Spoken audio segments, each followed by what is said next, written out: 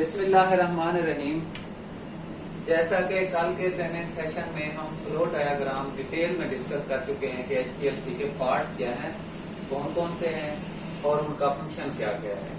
4 parts होते हैं basic HPLC में।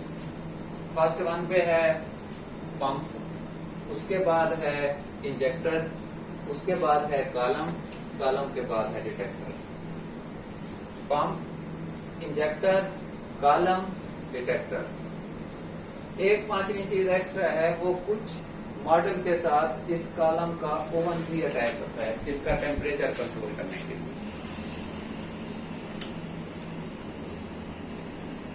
तो कल के आर्टिकल में हमने डिस्कस किया था आइसोक्रेटिक को। अगर सिंगल पंप होगा तो वो आइसोक्रेटिक ही चलेगा, उसको हम ग्रेडियंट कह ही नहीं सकते, क्योंकि ये चीज कल डिटेल में डिस्कस हो चुकी है कि ग्रेडियंट के लिए हमें उस मोबाइल फेज की कंपोजिशन चेंज करना पड़ती है। एक जो अगर सॉल्वेंट पड़ा है तो उसकी तो हम चेंज ही नहीं कर सकते, क्योंकि हाई एक उसमें दूसरा हम कैसे मिक्स करेंगे।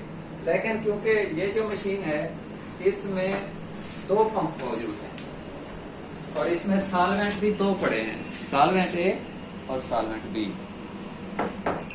क्योंकि 2 सॉल्वेंट इसमें पड़े हैं इसलिए इसको बाइनरी ग्रेडियंट कहते हैं। अगर सिंगल होता तो ग्रेडियंट का नाम ही खत्म हो जाता, क्योंकि इसमें 2 पंप हैं तो इसलिए बाइनरी ग्रेडियंट। अब पावर बटन ऑन है पीछे से, ये इसका डिटेक्टर ऑन,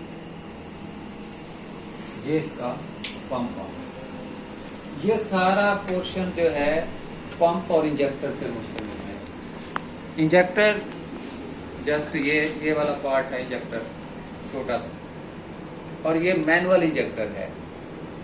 और जो बाईपास की कल बात हो रही थी ये वही मैकेनिज्म है इसमें, फ्रंट लोड इंजेक्टर। उसके बाद इसमें 2 पंप मौजूद हैं, पंप बी, पंप ए। ये एक ही पंप के पार्ट्स हैं। यहां से लिक्विड इन हो रहा है पंप बी का, आगे ये उसको प्रेशराइज करके सेट करके फिर एक असेंबली में भेज रहा है।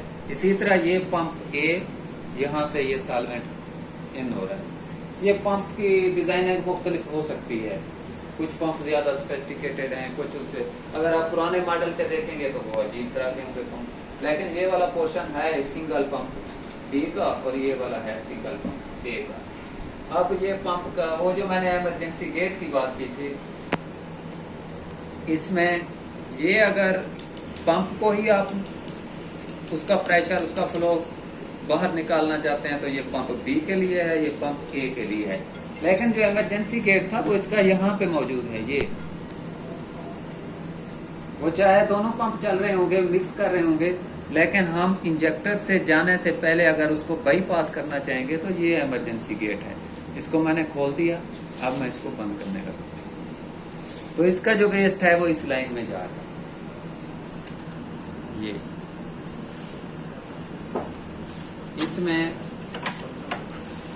आपको ये 3 लाइनें नजर आ रही हैं, लेकिन आइसोक्रेटिक में वेस्ट की आपको 2 लाइन नजर आई थी। इसमें 2 तो है वही इंजेक्टर की वेस्ट लाइन, एक जो है इस बाईपास वाले गेट की आ रही है जो कि उधर अलग था।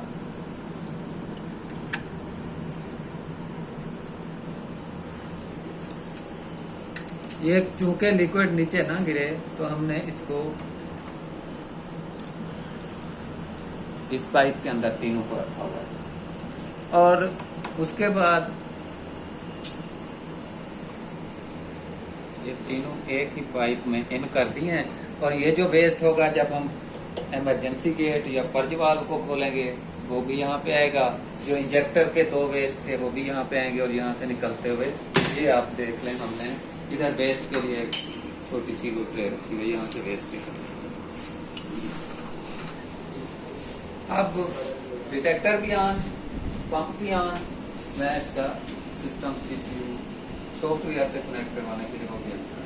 ये बात क्लियर हो गई। वो वही डैम पड़े हैं, ये यहाँ पे पंप पड़ा है और उसके बाद वही इमरजेंसी गेट और उसके बाद इंजेक्टर, इंजेक्टर के बाद वही जो ब्रिज की बात की थी वो कॉलम, कॉलम के बाद जो टार्च होल्डर लोग थे डिटेक्टर। अब ये इस डिटेक्टर का वेस्ट है, ये जब चलेगा तो ये वेस्ट यहाँ से निकलता हुआ नजर आएगा, जो कि कॉलम से गुजर कर आ रहे हैं। जो बेसिक फंक्शन परफॉर्म करता है वो कॉलम ही सेपरेशन का करता है, बाकी तो एक पंप है और डिटेक्टर। अब इसमें जिस तरह शिमाइट्सो ऑटो सैंपलर के साथ साथ ये मैनुअल है और मैनुअल इंजेक्टर है, तो उसमें भी एम्पावर सॉफ्टवेयर यूज होता था, इसमें भी वही एम्पावर 2 यूज होता है। अब इसी तरह पासवर्ड,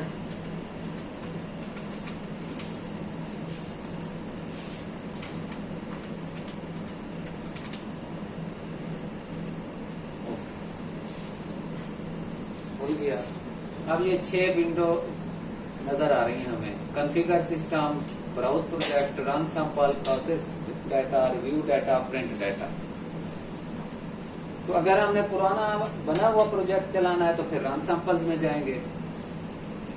ये सारे हमारे पुराने बने हुए प्रोजेक्ट पड़े हैं, जिसको भी हम चलाना चाहें, जो हमारा उस वक्त रिक्वायर है उसको हम क्लिक करके ओके कर देंगे।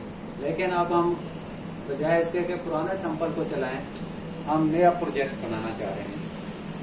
ये जो प्रिंट डाटा है, ये हमारे जितना भी पुराना काम हुआ पड़ा है, अगर आप किसी का दोबारा प्रिंट लेना चाहते हैं या उस वक्त प्रिंटर अटैच नहीं था, प्रिंटर को अटैच करके प्रिंट लेना चाहते हैं, तो हम प्रिंट डाटा में चले जाते हैं, तो सारा रिकॉर्ड हमारा वहीं पे पड़ा होता है, प्रिंट ले लेते हैं उससे। उसके बाद रिव्यू डाटा ये है कि आपके पास जो इंजेक्शन चले पड़े हैं, आप उनका क्रोमेटोग्राम रिव्यू करना चाहते हैं तो वो रिव्यू में जाएंगे। प्रोसेस इसमें ये है कि आपका क्रोमेटोग्राम मुकम्मल नहीं बना पड़ा होगा, उसकी आप पीक वगैरह, उसका रिटेंशन टाइम, रन टाइम, वो देखना था। अब हम चलते हैं कॉन्फ़िगर सिस्टम की तरफ, नया प्रोजेक्ट बनाने के लिए।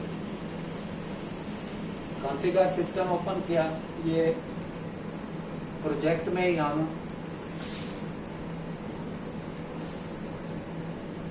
न्यू के ऑप्शन पे जाएंगे और प्रोजेक्ट। अब हमने काम करना है पीडीए डिफॉल्ट में। डिफॉल्ट ये बाकी जो चीजें पड़ी हमारे काम की नहीं है, क्योंकि हमारे पास जो डिटेक्टर भी मौजूद है वो फोटो डायोड एरे डिटेक्टर है। तो फोटो डायोड एरे डिटेक्टर में थोड़ा सा मैं बता देता हूँ, फर्क ये है कि ये 600 से 700 नैनोमीटर तक भी काम करता है। बाकी जो होंगे हमारे वो 600 पे रुक जाएंगे।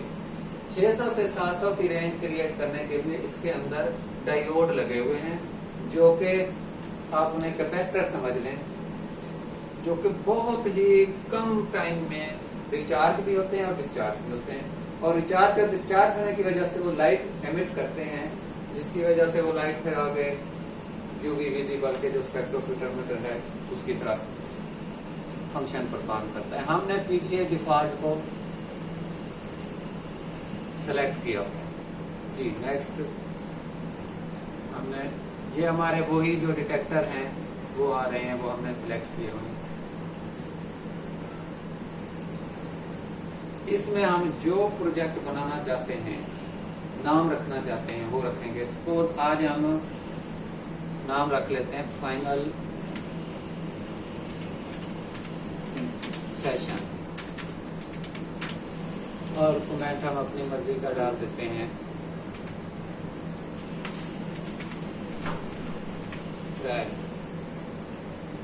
ये प्रोजेक्ट क्रिएट कर रहा है जी। अब देखें, अगर हम इस लिस्ट में सर्च करें तो हमारा ये फाइनल सेशन का प्रोजेक्ट बन चुका है। जो ऑटो सैंपलर में था उसमें भी यही मैकेनिज्म था, इसमें भी वही तरीका का है। अब हम इसको बंद कर देते हैं।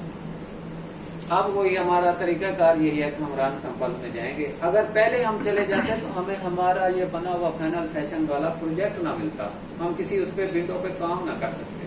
अब क्योंकि हमने पहले सवाल वो किया है, इसको कॉन्फ़िगर सिस्टम में गए हैं, प्रोजेक्ट को सिलेक्ट किया है, न्यू प्रोजेक्ट में गए हैं, नाम रख, उसमें पीडीए डिफॉल्ट को वो किया है, पीडीए डिफॉल्ट के बाद हमने उसका नाम रखा है, और नाम रखने के बाद उस विंडो को बंद कर दिया है, वो फिर रन सैंपल में चला गया। अब जब भी हम फाइनल सेशन पे काम करना चाहेंगे, सपोज हमारी किसी प्रोडक्ट का नाम है, तो हम बजाय पूरा प्रोजेक्ट नया बनाने के हम यही रन सैंपल में जाएंगे, उसको खोल देंगे और उसके अंदर हम अपने चाहे 100 भी बैच टेस्ट करने हैं तो हम 100 का रिकॉर्ड उसी हमारे सेशन वाले में पड़ा होगा। अब रन सैंपल, इसमें हमने ढूंढना है हमारा फाइनल सेशन कहाँ पड़ा है। ये हमारा फाइनल सेशन है, इसको हाईलाइट किया है और यहाँ पे जाके ओके। अब इसमें सारी विंडो खोलेगा, वो सिस्टम को भी वो कनेक्ट करेगा, जो जो पैरामीटर्स हैं खुलने वाले वो भी खुलते हैं।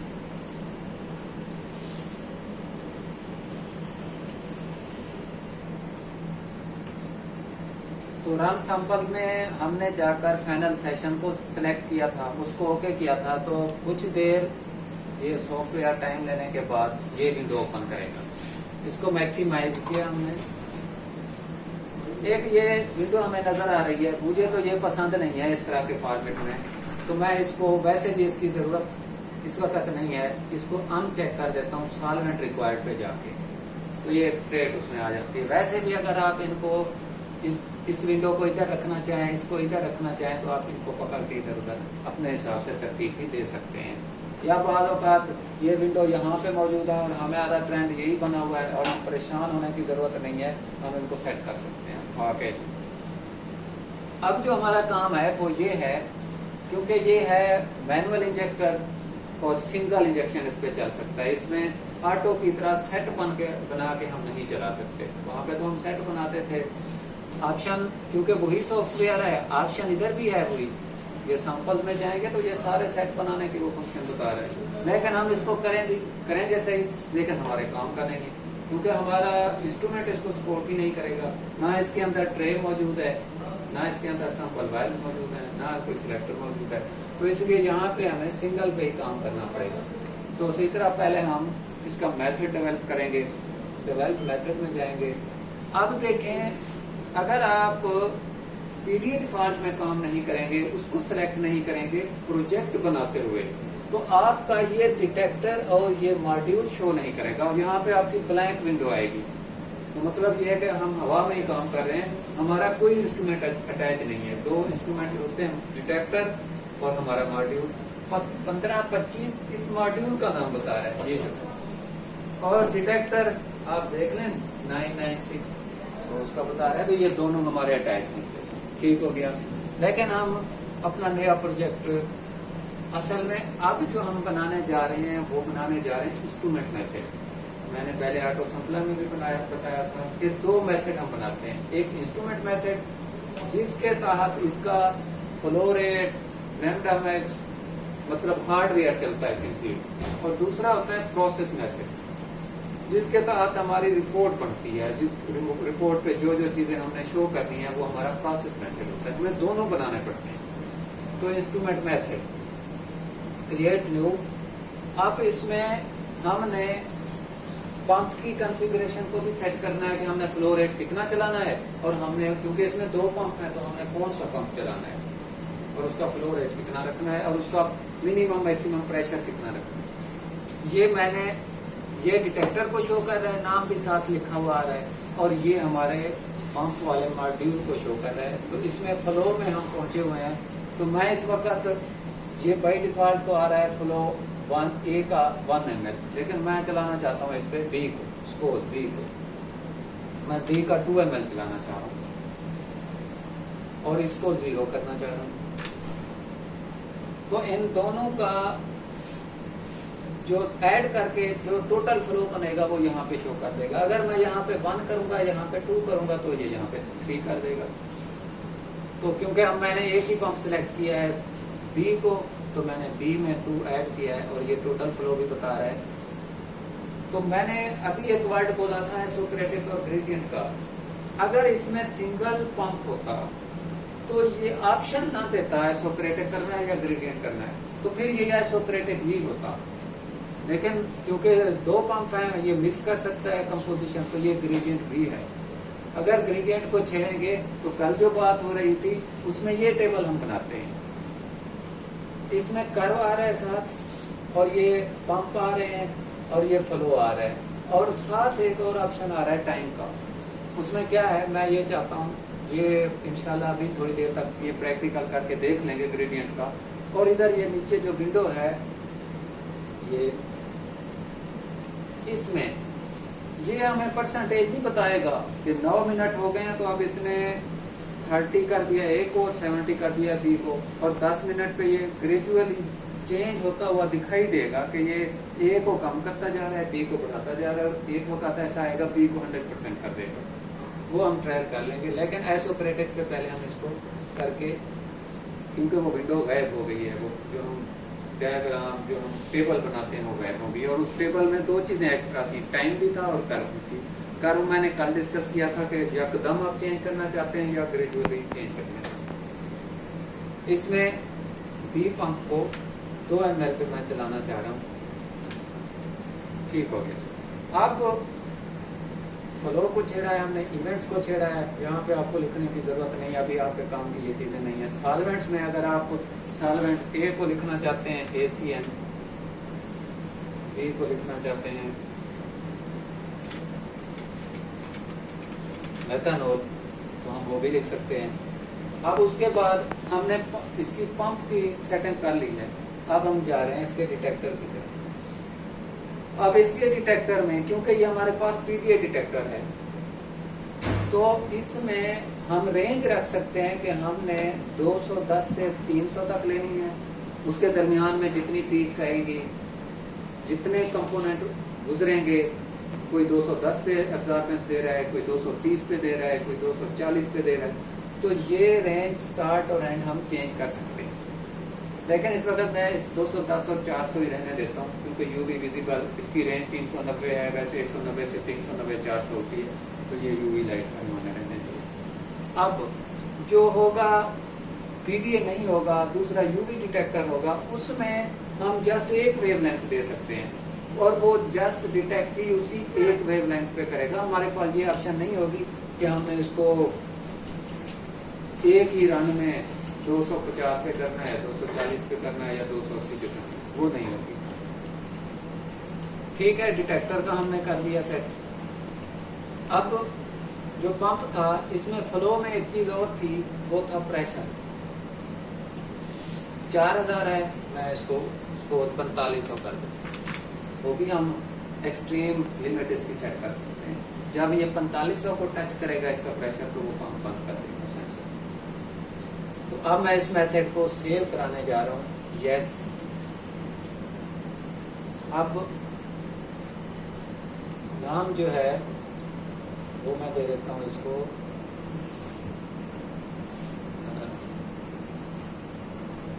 Session INST। इंस्ट्रूमेंट मेथड बनाया है, तो इसको इसकी पहचान के लिए दे देता हूँ। सेव करा के अब इसने सेशन इंस्ट्रूमेंट पहले 15-25 और ये शो कर रहा था, अब उसने साथ एक और चीज ऐड कर दी है। वो 15-25 भी इंस्ट्रूमेंट मेथड ही था, वो डिफॉल्ट था जो शो कर रहा था, लेकिन अब मैंने ये मेथड बना दिया है। ये तो हमारा बनाया भी इंस्ट्रूमेंट मेथड, लेकिन इसी से आगे हम प्रोसेस मेथड भी बनाना चाह रहे हैं। नेक्स्ट उसने वो प्रोसेस वाली विंडो खोल दी है, तो नो प्रोसेसिंग। इसमें मैं आपको एक रिपोर्ट का फॉर्मेट दिखा देता हूँ कि हमारे पास इस तरह की रिपोर्ट है। इसके ऊपर लिखा हुआ आ रहा है LC डिफॉल्ट इंडिविजुअल रिपोर्ट। इसमें ढेर सारे फॉर्मेट पड़े हैं, लेकिन मैं इसको लेना चाह रहा हूँ LC डिफॉल्ट इंडिविजुअल रिपोर्ट। और उसके बाद प्रोसेस में ये कह रहा है PDA default processing, PDA default processing. अब इसमें मैं सिलेक्ट करूंगा कि PDA डिफॉल्ट प्रोसेसिंग कहाँ पे पड़ा है। ये देखें, PDA डेमो पड़ा है, PDA डेमो 4 पास प्रोसेसिंग, PDA डिफॉल्ट प्रोसेसिंग और डिफॉल्ट। मैं PDA डिफॉल्ट प्रोसेसिंग में करना चाहता हूँ। एक एग्जांपल दिया मैंने आपको रिपोर्ट की। ये हमारा कंप्लीट हो गया। अब रिपोर्ट मेथड, इसमें जो रिपोर्ट मेथड है, वो जो हमारा रिपोर्ट बना हुआ है, उस पर हमने कौन कौन सी चीजें चेक करनी है। हमने कोई 40-50 पैरामीटर चेक करने हैं, 20-30 करने हैं, या अपनी रिक्वायरमेंट के मुताबिक चेक करने हैं। तो ये रिपोर्ट का वो फॉर्मेट नजर आ रहा है। LC डिफॉल्ट इंडिविजुअल हमने देखा। अब इसमें जो आ रहे हैं वो मैं इसलिए आपको दिखा रहा हूँ। No reporting, 1 pass peak purity, 254 पे और उसके बाद 3D plot, 4 pass peak purity, LC default individual report, ये हमारा रिक्वायर्ड है।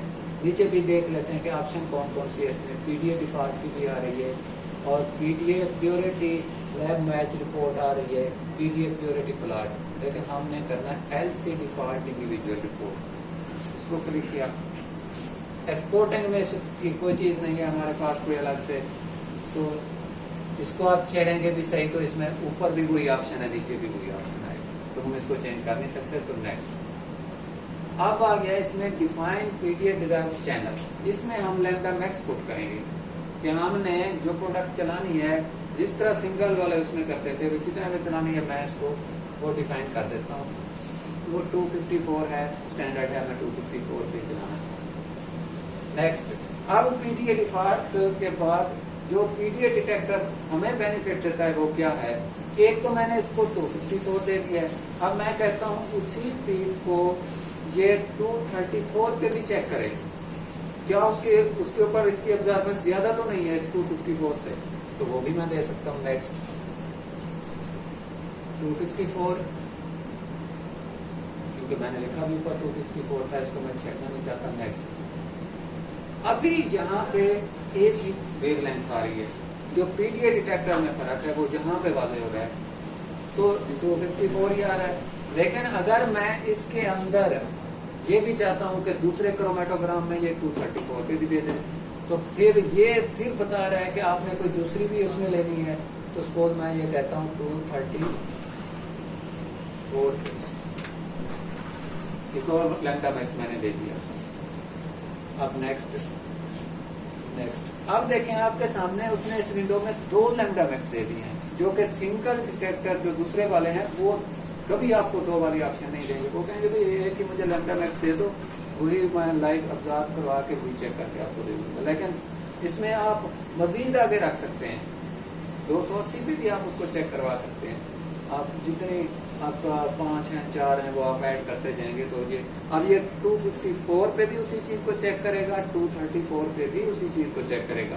हम क्रोमेटोग्राम निकाल लेंगे तो हमें पता चल जाएगा कि 254 पे मैक्सिमम ऑब्जर्वेंस सही है, पीक एरिया आया है, और 234 पे तो बिल्कुल कम आया है, या 234 पे ज्यादा आया है और 254 पे कम आया है। नेक्स्ट। ये तो था अगर हम 2-3 लैम्डा मैक्स इसमें डालना चाहें, जो के फंक्शन है इस PDA का, दूसरे डिटेक्टर में नहीं है, फर्क है ये इस डिटेक्टर में। अब अगर हम सिंगल पे करवाना चाहते हैं तो वही सिंगल पे करके नेक्स्ट कर देंगे।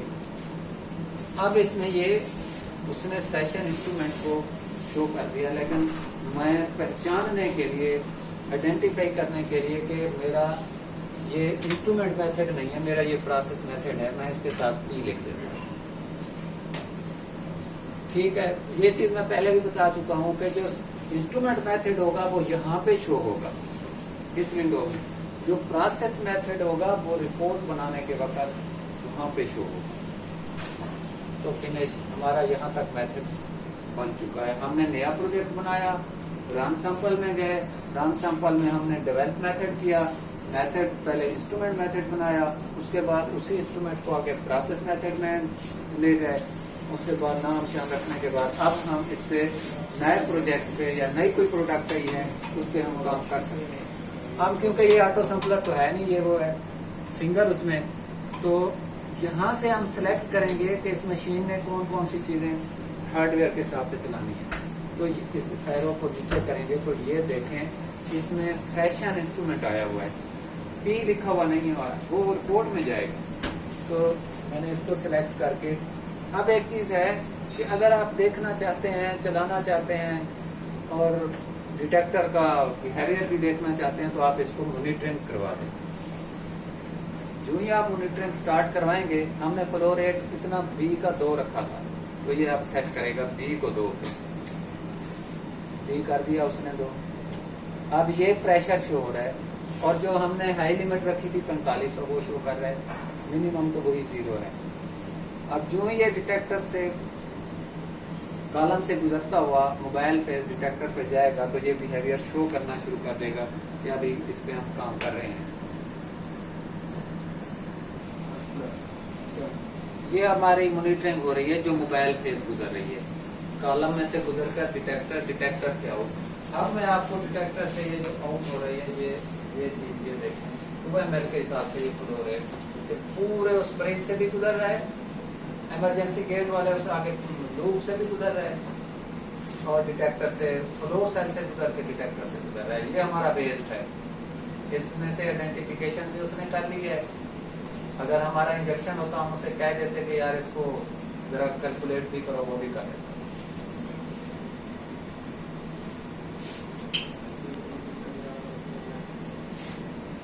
ये हम चाहे अब इसको 10 मिनट चलाएं, 20 मिनट चलाएं, सपोज हम इसको थोड़ी देर चलाते हैं तो कोई ये शार्प पीक निकाल देता है, इट मीन्स के कोई इम्प्योरिटी है जो कॉलम से निकल रही है, वो हमारे आगे इंजेक्शन में डिस्टर्ब ना करे, तो तब तो हम मजीद चलाएंगे। लेकिन इसमें ये चीज देखने वाली है कि इसका स्केल जो है, ये देखें मैंने इसमें किया हुआ है, बहुत जूम किया हुआ है, इसने बढ़ाया हुआ है, इसको वसी किया हुआ है। तो जब हमारी पीक आएगी तो ये स्केल छोटी हो जाएगी, जितनी मैक्सिमम ये इसमें नहीं रहेगी। लेकिन जो था शिमैट्सो उसमें आप जूम कर सकते हैं, ये ऑटो है, इसमें हम कर नहीं सकते, ये खुद उसको करेगा। अब मॉनिटरिंग हमने देख ली, स्केल भी देख लिया, अंदाजा हो गया कि कॉलम के अंदर कोई चीज नहीं है, सिर्फ वही मोबाइल फेज ही चल रही है। अब मैं इस मॉनिटरिंग को, और जब भी मेथड स्टार्ट करना चाहिए तो मॉनिटरिंग करवानी चाहिए, चेक करना चाहिए कि मेरी मोबाइल फेज का क्या बिहेवियर आ रहा है, कॉलम वॉश है कि नहीं है, और इस प्रेशर पे भी नजर रखनी चाहिए कि 2 ml पे कितना दे रहा है। अगर 2 ml पे ये 5000 दे रहा है, 4500 दे रहा है, 4000 दे रहा है, तो ज़ाहिर है हमारे कॉलम का वाशन ठीक नहीं है, या कॉलम हमारा चोक है, तो फिर हमें उसके लिए अलग वो ट्रबल शूट को हैंडल करना पड़ता है। अब क्योंकि ठीक है, प्रेशर भी ठीक आ रहा है, मॉनिटरिंग भी ठीक जा रही है, और मैं इसको अपार्ट करना चाह रहा हूँ, मतलब मॉनिटरिंग रोकना चाह रहा हूँ।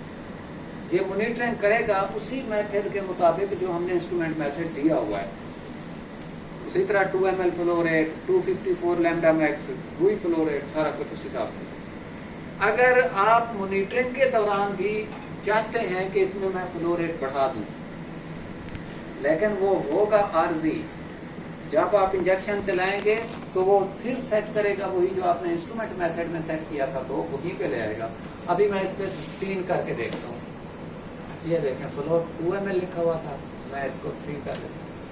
3 करके अप्लाई करेंगे तो ये विंडो गायब नहीं होगी, आप ओके करेंगे तो ये अप्लाई भी हो जाएगा, ओके भी हो जाएगा, विंडो चली जाएगी गायब। ओके, अब ये देखें यहाँ पे ये इसने 3 ml कर दिया है, फ्लो चेंज कर दिया। अब जो ही इसने 3 ml किया है तो इसका प्रेशर यहाँ पे बढ़ गया है, पहले 2200-2400 आ रहा था, अब 3000 पे चला गया। अब काफी हो चुकी है इसकी मॉनिटरिंग, फ्लो रेट कैसे चेंज करते हैं वो भी हो गया। लेकिन अगर आप इंस्ट्रूमेंट मेथड में फ्लो रेट चेंज करना चाहते हैं तो फिर यहाँ पे आपको एडिट में जाना पड़ेगा। फ्लो रेट चेंज करना चाहते हैं, लैम्डा मैक्स चेंज करना चाहते हैं, इसका ये मैक्सिमम लिमिट चेंज करना चाहते हैं, तो वो फिर वही विंडो जो हमने इंस्ट्रूमेंट मेथड बनाते वक्त खोली थी वही खुल जाएगी। इसमें हम जो चेंजेस करेंगे तो उसके बाद वो जब हम इसको बंद करने क्लोज करने जाएंगे तो वो फिर पूछेगा अभी आप चेंजेस सेव करना चाहते हैं कि नहीं। अगर हम सेव कर देंगे तो फिर वो उस हिसाब से फिर इस मेथड में सेट कर देगा। लेकिन अभी मैं चेंज करना नहीं चाहता तो इस विंडो को बंद कर देता हूँ। अब मॉनिटरिंग को मैं अबाइट करने जा रहा हूँ, काफ़ी देर हो गई। अब एक चीज़ आपने ये नोट करनी है, अब ये 3 ml पे चल रहा है, यहीं पे मैं मॉनिटरिंग ऑफ कर रहा हूँ, ये मॉनिटरिंग बंद हो गई, वो जो रेड साइन था वो भी। अब अभी ये 3 ml पे चल रहा है, मेरा इंस्ट्रूमेंट मेथड 2 ml पे सेट है। अब मैं इस पे काम करने जा रहा हूँ, इंजेक्टर के थ्रू इंजेक्शन लगाने जा रहा हूँ। अब फर्स्ट ऑफ ऑल तो हमने सैंपल नेम में कुछ ना कुछ लिखना है, इसमें भी मैं सेशन ही लिख देता हूँ। उसके बाद इस विंडो में जहाँ एरो आता है उसमें पक्की बात है कोई ना कोई ऑप्शन मौजूद होती हैं। तो इसमें inject standard, sample, inject control, inject RF internal standard, ये चीज़ें हैं। अगर इनमें से किसी को आप सिलेक्ट करना चाहते हैं तो वो भी सिलेक्ट कर सकते हैं। मैं फर्स्ट वन पे क्योंकि रूटीन भी यही है, स्टैंडर्ड चलाते हैं, पहले 3 या 5 स्टैंडर्ड चला लेंगे, फिर सैंपल चला लेंगे, इस विंडो को इस एरो की मदद से चेंज कर देंगे। स्टैंडर्ड हो गया, ये ऊपर भी स्टैंडर्ड आ गया है। नीचे ये जो चीज़ है इसमें देखें, अगर आप इसको मेथड सेट जो है ना, वो सेशन इंस्ट्रूमेंट P शो कर रहे हैं हमारी जो रिपोर्ट वगैरह बनेगी।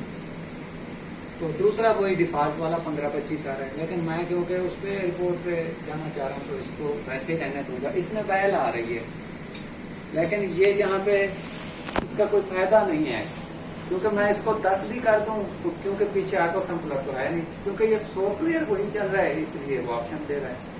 तो हम अपने लिए ये करते हैं कि जो हम स्टैंडर्ड चलाते हैं ना, उसके लिए बैल कोई भी नंबर सेलेक्ट करके रख लेते हैं। उसके बाद जब सैंपल चलाते हैं तो आगे बैल का नंबर, क्योंकि वो क्रोमेटोग्राम पे लिखा हुआ आ जाता है। अब मैं रहने देता हूँ बैल 1। और इंजेक्शन वॉल्यूम ये है, इंजेक्शन वॉल्यूम हम ऑटो में तो चेंज कर सकते हैं, वो उतना ही लेगा, लेकिन क्योंकि इधर फिक्स है, जो कल मैंने वो बात की थी गैलरी की, इसमें 5 माइक्रोलीटर की लूप लगी हुई है। हम मैनुअली जितना भी 10 माइक्रोलीटर दे दें, 50 दे दें, 100, उसमें रखना 5 माइक्रोलीटर है। तो इसमें मैं वही रहने देता हूँ, इसको मैं 5 करूँ या 10 करूँ, 15 करूँ, उसने वही फिक्स लेना। अब नेक्स्ट है जो आखिरी बात रह गई है, वो है रन टाइम। हमारा रिटेंशन टाइम तो चाहे 2 मिनट है, 4 मिनट है, 5 मिनट है, जहाँ पे मैक्सिमम पीक की हाइट आएगी, वो एक अलग चीज है। लेकिन मैं इसको एक रन को चलाना कितनी देर चाहता हूँ, 10 मिनट या 20 मिनट या 30 मिनट। मैं यहाँ पे 10 मिनट लिखा हुआ है, 10 मिनट ही रख लेता हूँ, या इससे भी थोड़ा कम कर देता हूँ, क्योंकि मुझे तो पता है कि इस सैंपल का कितनी देर बाद पीक आनी है। तो आपको आइडिया नहीं है, लेकिन मुझे तो है, इसलिए मैं इसको 8 मिनट कर देता हूँ ताकि वक्त बच जाए। अगर कोई बिल्कुल नया सैंपल जो मैं रन करने जा रहा था, मुझे भी अंदाजा ना होता उसका भी पीक कितनी देर तक आएगी, तो मैं भी फिर ऐसे कोई 15-20 मिनट इसको दे देता, भी मुझे पता नहीं है किस वक्त इसकी पीक है। मैंने 8 मिनट कर दिया। अब ये देखें, जब मैंने इस इंजेक्टर साइन पे कर्सर ले गया तो वो कह रहा है प्रिपेयर, और इस पे है इंजेक्ट। इंजेक्ट करने से पहले प्रिपेयर का बटन दबा दें आप। Single inject setting up. अब देखें, जो मैंने फ्लो रेट 2 दिया था इंस्ट्रूमेंट मेथड ने, उसने 3 से फौरन 2 कर दिए। अब सैरिंज जो हम यूज करते हैं, हमारी प्रोफेशनल सैरिंज की है शीशे वाली ऐसी, और रूटीन में ये nylon syringe filter 0.45 micron 22 mm dia, और ये 22 गेज की हुई मैनुअल इंजेक्टर के लिए नीडल, ये सैरिंज। उसके बाद ये हमारा इंजेक्टर है, ये इस वक्त इंजेक्ट पोजीशन में है। इसको मैं ले जाऊंगा लोड पोजीशन पे, घुमा दिया लोड पोजीशन पे। अब इसके अंदर इस नीडल को आपने कंप्लीट इन करना है, क्योंकि आखिरी 3 mm इसके लूप के साथ कनेक्ट है। अब ये 5 माइक्रोलीटर से तो ज्यादा इंजेक्शन है, मैंने इसमें मैक्सिमम इंसर्ट कर दिया, और वो जो वेस्ट है, जो एक्स्ट्रा था, वो यहाँ से नीचे निकल गया। अब वो खुद कह रहा है प्लीज प्रेस इंजेक्ट बटन। आपने बगैर किसी ताकीर के इसको क्लिक कर देना है।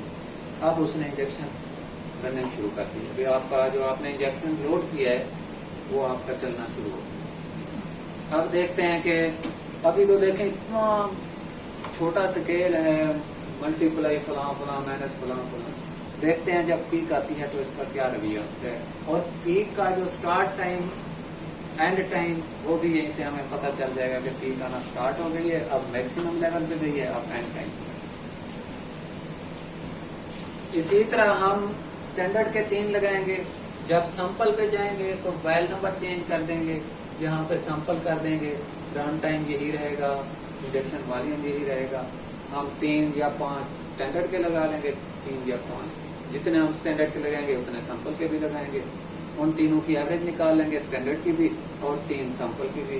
उसके बाद फार्मूला आपको बताया हुआ है, पीक एरिया ऑफ सैंपल और peak area of standard multiply concentration of standard और कंसंट्रेशन ऑफ सैंपल मल्टीप्लाई, अगर कोई परसेंटेज प्योरिटी आपने डालनी है तो वो हम डाल देंगे, मल्टीप्लाई 100, हमारा रिजल्ट निकल जाएगा। तो अब हमें ये वेट करना, ये हमारी पीक आना शुरू हो गई।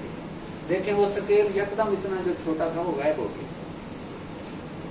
ठीक है, ये हाइट मैक्सिमम, उसके बाद ये बेस लाइन को टच करेगी। हमारा ये स्टार्ट टाइम, ये स्टार्ट टाइम, ये हमारा रिटेंशन टाइम जो मैक्सिमम वक्त यहाँ पे आया होगा, और ये हमारा एंड, पीक का एंड। और आगे फिर उसी तरह जो मैंने एग्जांपल दी थी कि उसने कैलकुलेट भी कर लिए हैं, आइडेंटिफाई भी कर लिए हैं। आगे फिर वो कहता है और मटेरियल नहीं है, तो ऐसे अब ये फिर दोबारा से वही मोबाइल फेज चलना शुरू हो गई है। कॉलम जैसे पुरानी रूटीन में था उसी में आ गया है वापस, और लिक्विड उसी तरह गुजर रहा है। अब एक इंजेक्शन हम इसका देख लेते हैं और इसका प्रिंट भी देख लेते हैं कि ये क्या है। आप देखें पीडीए डिफॉल्ट में ये विंडो जो आपको सर ये इसमें आ रहा है, इसका मॉडल नंबर 996 ये, और उसके बाद आ रहा है एट 254, हमने 254 इसको लैम्डा मैक्स दिया था। उसके बाद इसका स्कैनिंग पॉइंट है 210 to 400 नैनोमीटर, और आगे उसकी वो 1.2 नैनोमीटर रेजोल्यूशन भी आप कह सकते हैं, या जो डायोड के अंदर इसका चार्ज रिचार्ज चीजें हैं वो एक अलग से इसका मैकेनिज्म। तो ये चीजें भी आपकी क्लियर हो गई। एक चीज और रह गई है कि हम लोग कस्टमाइज चैनल में जाएं। इसमें 2D चैनल ये आम डिटेक्टर में ये शो नहीं करेगा। एक्स एक्सेस और 3D, ये 996 उसका मॉडल ये चेक किया हुआ है, ये 254 हुई लैम्डा मैक्स। एक्स एक्सेस हम एक्स एक्सेस वाई एक्सेस पे वो करना चाहते हैं, तो ये जो है। उसके बाद है 3D, 3D पे हम मैक्स पीडीए का मैक्स प्लॉट देखना चाह रहे हैं, ताकि हमें सारे बिहेवियर इसके नजर आते हैं। ये अभी शो हो जाए। ये इसकी एक ऑप्शन ये। दूसरी जो ऑप्शन है, दोबारा कस्टमाइज चैनल में जाएं, 3D में जाएं, आप इसका पीडीए स्पेक्ट्रम भी एक्टिव करके देख लें। ओके, अब उसने 2 की बजाय 3 विंडो खोल दी। अब ये जो चीज है ना सर, ये चीज ये आपकी लैम्डा मैक्स को स्कैन कर रही है। जो ही कोई पीक आएगी, अब ये लैम्डा मैक्स अगर आप तवज्जो से देखें तो 220 से 400 नैनोमीटर तक है जो हमने दी हुई है, और ये वैसे उसका वो चल रहा है। देखें मिनट्स है, एरिया है, मिनट्स है, एरिया है, और ये थोड़ा बड़ा करके दिखा रहा है, ये उसी तरह सिंपल वे में दिखा रहा है, और ये हमारी वेवलेंथ को स्कैन करके बता रहा है। अब देखें जो भी चीज चल रही है ना, वो कहीं पे भी अब्जॉर्बेंस नहीं दे रही, ना 220 पे दे रही है, ना 240, ना 340, ना 400 पे। लेकिन अगर यहाँ पे कोई चीज अब्जॉर्बेंस देना शुरू कर दे 300 पे, तो ये यहाँ पे शो कर देगी भी आपकी ये चीज, सपोज हम सैंपल लगाते हैं उसमें 4 पीक्स आ रही हैं, हमें नहीं पता कि ये जो पीक है ये लैम्डा मैक्स इसका कितना है, इसका कितना है, इसका कितना है। तो यहाँ पे हम उसको चेक कर सकते हैं कि हमारी जो दूसरी पीक आ रही है वो 230 पे आ रही है, तीसरी जो है वो मैक्सिमम इतने पे आ रही है, चौथी पे आ रही है। ये इस पीडीए डिटेक्टर का बेनिफिट है जो कि दूसरे डिटेक्टर में अवेलेबल नहीं है। अब मैं इसको उसी तरह नॉर्मल विंडो में ले जाता हूँ, तो अनचेक कर देता हूँ और ओके कर देता हूँ। तो ये हमारी वही सिंगल विंडो। अब हमने 8 मिनट टाइम दिया था, 5 मिनट हो गए, 3 मिनट में मजीद इंतजार करना पड़ेगा ताकि ये रन खत्म हो जाए, और इसके बाद हम इसका क्रोमेटोग्राम देख लेते हैं। 2 मिनट और वेट कर लेते हैं।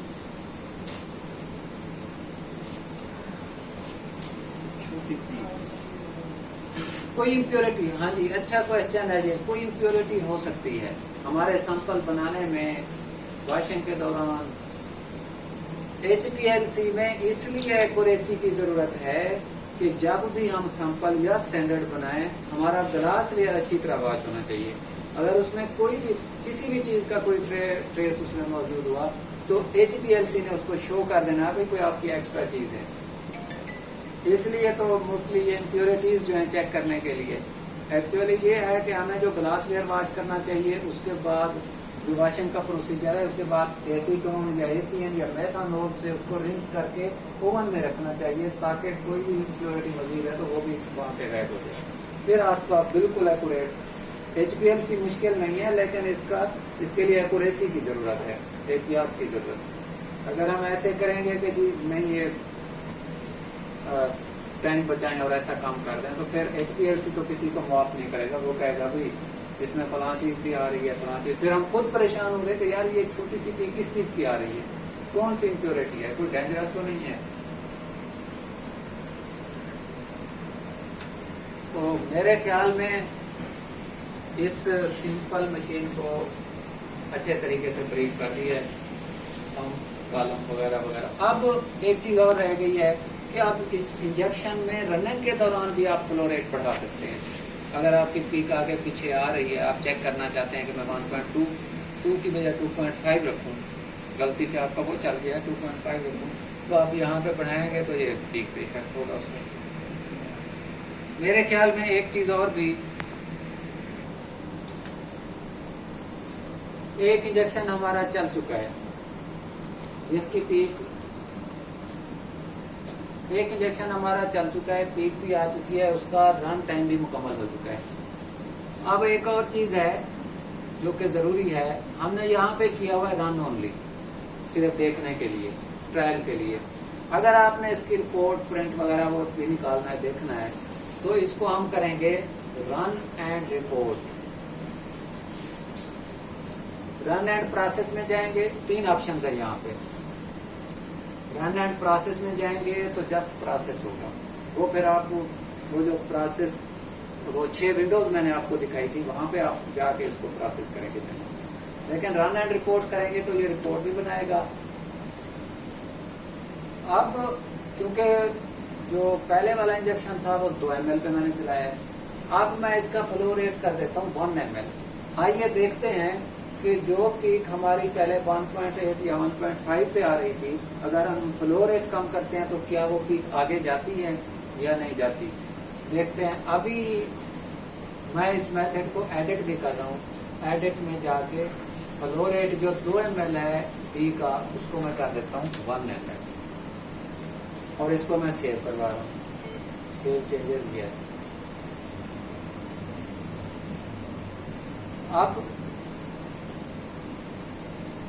उसी तरह इसको 8 मिनट की बजाय मैं कर देता हूँ 5 मिनट, क्योंकि अब हमें पता चल गया है कि पीक हमारी 2 मिनट से पहले पहले आ रही है। 5 मिनट कर देता हूँ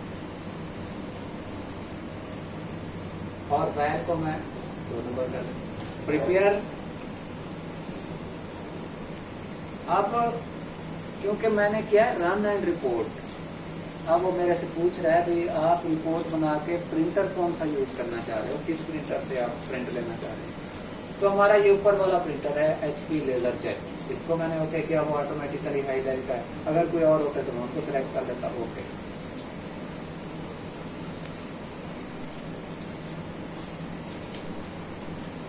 इंजेक्ट सेटिंग अप, इसको याद से घुमाना है लोअर पोजीशन में।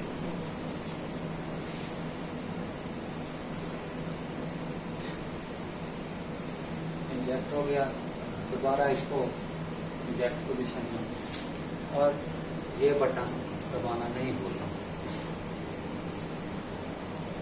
इंजेक्शन का। अब 5 मिनट तक हम इंतजार कर लेते हैं कि क्या वो जो 1.5 पे था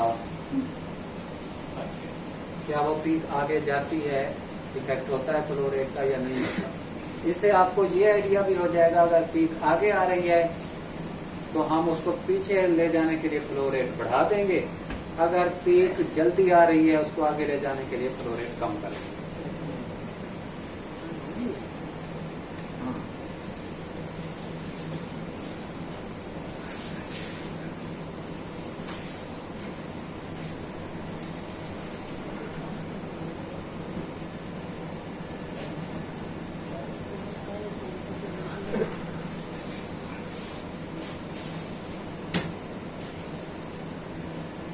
अच्छा, एक चीज और भी साथ ये है कि इसका जो कॉलम है, इसकी जो पीक नट नीचे लगा हुआ है वो SS का है, वो हाथ से नहीं खोल सकता। ये जो कॉलम है ये कॉलम, ये जो पीक नट है इसका, ये एसएस का है, ये हाथ से ऐसे घुमाने से नहीं खुलता, इसके लिए हमें ये स्क्रू यूज करना पड़ते हैं। और ये कॉलम जो है, कॉलम के ऊपर कॉलम की डायरेक्शन भी होती है, ये डायरेक्शन एरो शो कर रहा है। और जो कॉलम है उसका नाम भी लिखा हुआ है कि इसमें ल्यूना 5 माइक्रोन, उसके बाद C18, उसके बाद इसकी लेंथ है 250 और इसका डाया है 4.6 mm। ये चीजें उस कॉलम के ऊपर मेंशन होती हैं और ये ब्रांड भी लिखा हुआ है।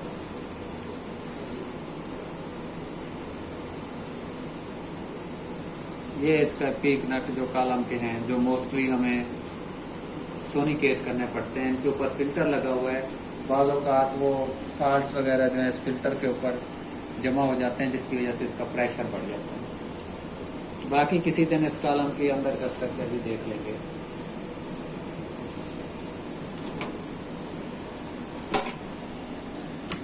वैसे 1-2 ऐसे के बाद कॉलम की बैक वॉशिंग भी होनी चाहिए।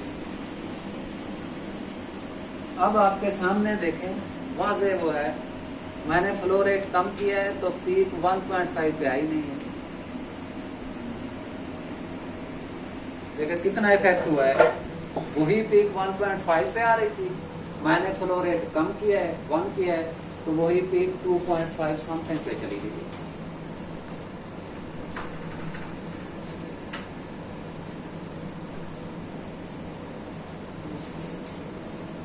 अब इसका प्रिंट भी आएगा क्योंकि हमने रन रिपोर्ट किया हुआ है।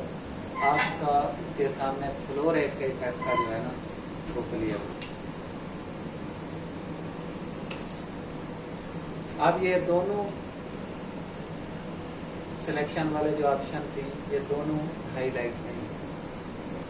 अगर आप इसी असना में इस रन को रोकना चाहते हैं तो हम लोग उसी तरह, जिस तरह मॉनिटरिंग को अवॉइड किया था, इसी तरह हम इस सिंगल स्टार्ट को भी अवॉइड कर सकते हैं। लेकिन इस रन को क्योंकि 1 मिनट रह गया तो हम देख लेते हैं कि इसके बाद ये फंक्शनल फॉर्म में दोबारा किस तरह है और इसका जो डाटा पड़ा है वो कहाँ पड़ा है, उसको हम कहाँ देखेंगे, वो भी इसी उसमें मैं दिखाऊंगा। या